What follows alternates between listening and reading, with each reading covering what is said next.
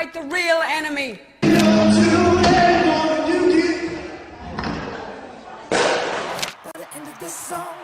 Live music is fraught with risks, from riots and rants to technical failures. Performances can make or break a musician's career. For every legendary show that propelled an artist to stardom, there are disastrous performances that have irreparably damaged careers. Very ashamed the President of the United States is from Texas.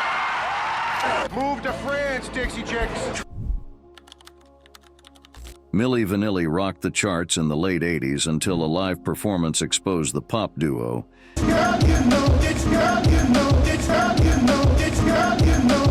revealing they weren't just two good-looking European gentlemen with amazing voices. The truth came out when a backing track began to skip during a performance on MTV, sparking speculation about the authenticity of the group's vocals. Soon after, their manager admitted they were lip-syncing, and that session singers had recorded the album. Consequently, the duo had their Grammy Award revoked, effectively ending Milli Vanilli. "It's like working with smoke and mirrors. Nobody knew what was going on for a long time," the group's backup singer, Linda Rocco, later said of the incident. Rob Pilatus and Fab Morvan, the faces of the duo, attempted a genuine comeback a few years later but were unsuccessful. Ashlee Simpson, sister of pop star Jessica Simpson, was launching her own music career when she landed a coveted spot as a musical guest on Saturday Night Live in 2004. Her first song, Pieces of Me, went well enough. However, when Simpson took the stage for her second song, the backing track for Pieces of Me began to play again.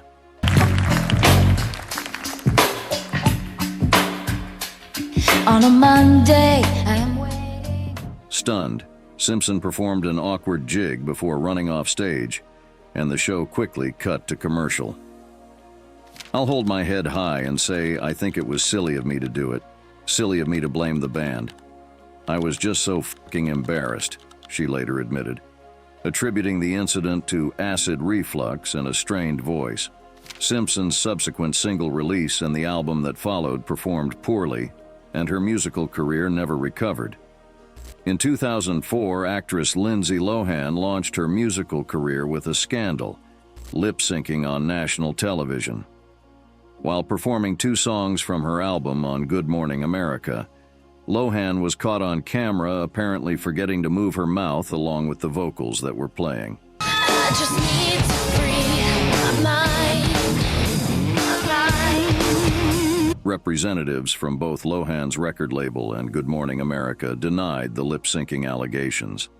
Label rep Kim Jackworth stated, "She did not lip-sync. Lindsay sang 100% live. Her band played 100% live. The background singers were 100% live. Yes, on the first song there were background tracks which were not on the second song." Despite the denials, the scandal marked the beginning of the end for Lohan's musical pursuits, and she never fully recovered to continue her singing career.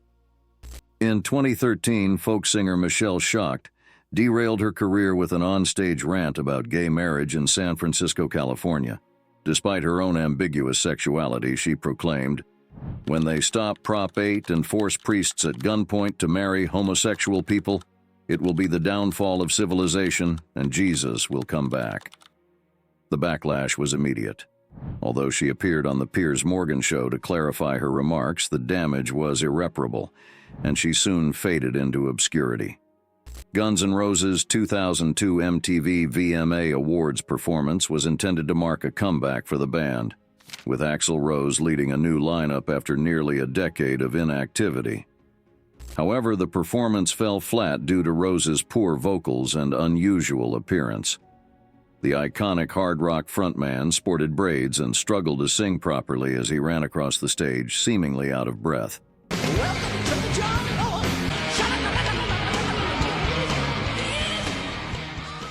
This bizarre performance set the tone for the band's album, Chinese Democracy, which also failed to meet expectations. The disappointment was so profound that a fan created a version of the broadcast with another performance synced over the video, Imagining what could have been, Robin Thicke's quest to reconcile with his wife took center stage during an awkward performance at the BET Awards in 2014.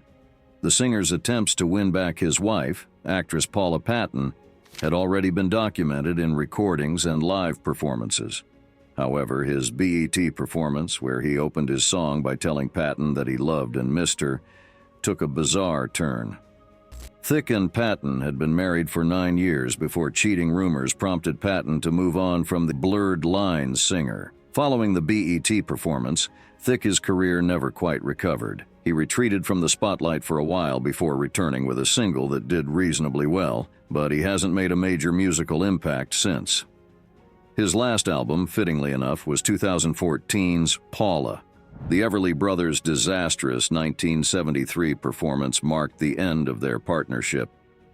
Don Everly allegedly showed up drunk to the infamous Los Angeles show and derailed the performance by forgetting lyrics throughout. Phil ultimately smashed his guitar and left the venue, effectively ending their musical collaboration.